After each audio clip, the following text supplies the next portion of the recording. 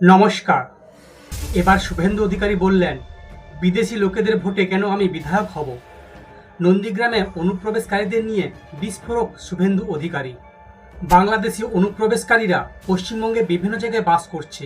রাজ্যের জনবিন্যাস বদলে দেওয়া হচ্ছে। গত কয়েক মাসে বারবার এই অভিযোগ করছেন বিধানসভা বিরোধী দলনেতা শুভেন্দু অধিকারী। বাংলাদেশি অনুপ্রবেশকারী নিয়ে সোমবার ফের সরব হলেন তিনি। এদিন পূর্ব মেদিনীপুরে নিজের বিধানসভা কেন্দ্রে নন্দীগ্রামে তিনি প্রশ্ন তোলেন, বাংলাদেশি অনুপ্রবেশকারীদের ভোটে কেন তারা জিতবেন। এদিন নন্দীগ্রামের একাধিক জায়গায় কালী পুজোর অনুষ্ঠানে যান শুভেন্দু অধিকারী।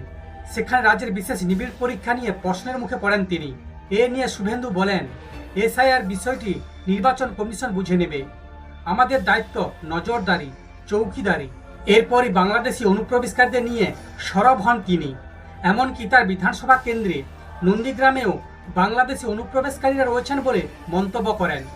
শুভেন্দু বলেন, আমরা তো ভারতীয় মুসলিমদের নিয়ে কিছু বলছি না। নন্দীগ্রামে বাংলাদেশের মহিলা ধরা পড়েছে। নন্দীগ্রাম 1 নম্বর ব্লকের ভোটার তালিকায় বাংলাদেশ থেকে মেয়েদের পটিয়ে নিয়ে এসে এখানে দ্বিতীয় বিয়ে, তৃতীয় বিয়ে করে রেখেছে। এখানে বাংলাদেশি অনুপ্রবেশকারীদের ঢুকিয়েছে। ভারতীয় সম্পদ দখল করছে বাংলাদেশি অনুপ্রবেশকারীরা। নন্দীগ্রাম বাংলাদেশের সীমান্ত নয়। গত বিধানসভা নির্বাচনে মমতা বন্দ্যোপাধ্যায় নিজের পুরনো কেন্দ্র ছেড়ে শুভেন্দু অধিকারী গড় হিসেবে পরিচিত নন্দীগ্রামে লড়াই করেছিলেন। নির্বাচনে পরাজিত হওয়ার পরই সেই জবাবের বৈধতা নিয়েও এখনো বিতর্ক চলছে এবং মামলা বিচারাধীন। নির্বাচনী জনসভাগুলিতে শুভেন্দু অধিকারী বহুবার বলেছেন, আগেরবারে নন্দীগ্রামে হারিয়েছি, এবার ভবানীপুরে হারাবো।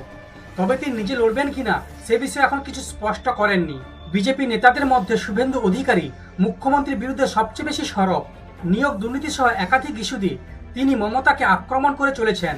বিজেপির অন্দরে গুঞ্জন, মোদী শাহের নেতৃত্বে এবার মমতার বিরুদ্ধে দাঁড় হতে পারেন শুভেন্দু।